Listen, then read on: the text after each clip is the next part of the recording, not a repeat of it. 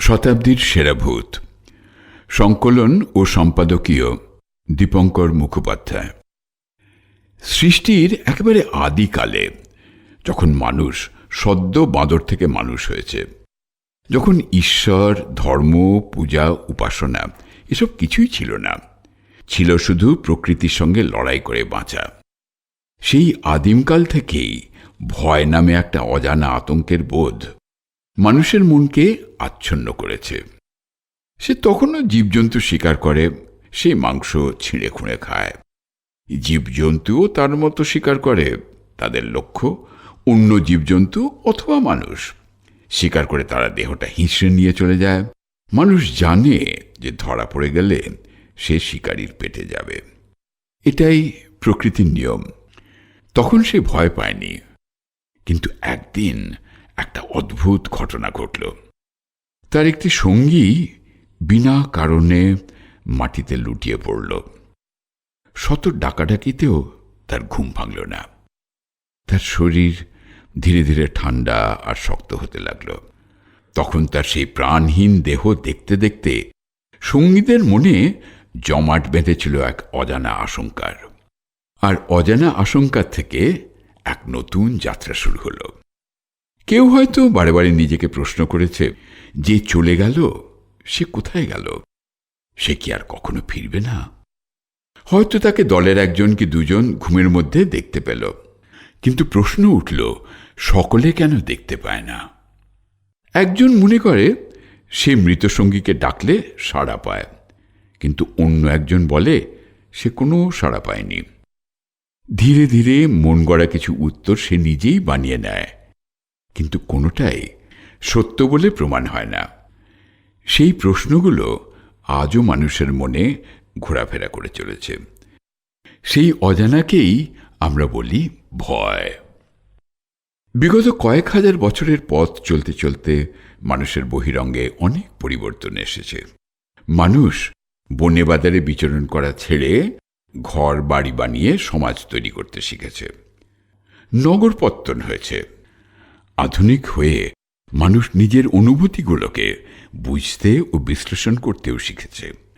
কিন্তু মৃত্যুর মুখোমুখি দাঁড়ালে যে অজানা আতঙ্ক আমাদের পূর্বপুরুষদের গ্রাস করত, সেই আতঙ্ক থেকে সে আজও মুক্তি পায়নি।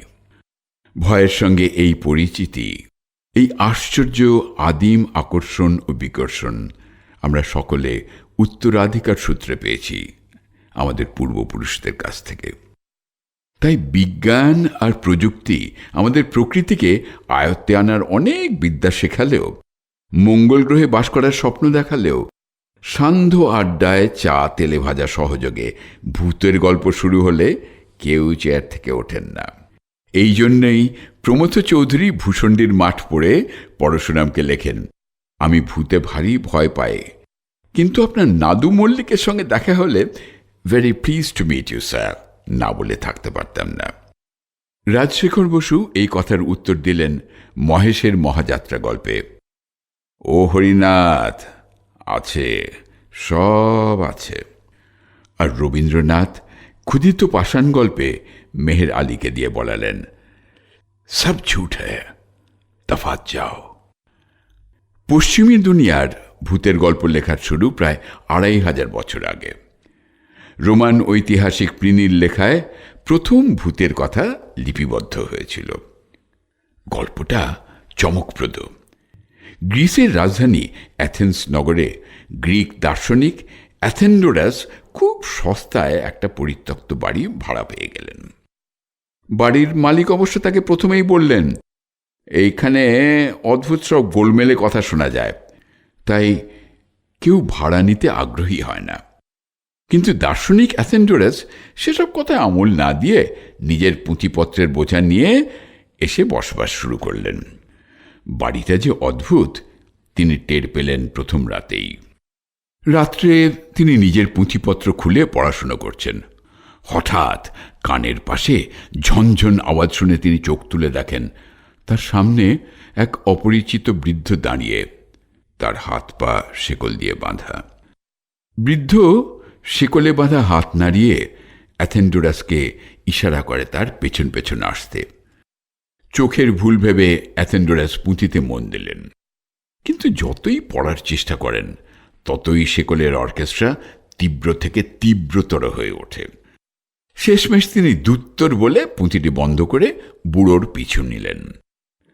বাড়ির বাগানে এক জায়গায় এসে বৃদ্ধ হঠাৎ অদৃশ্য হয়ে গেল।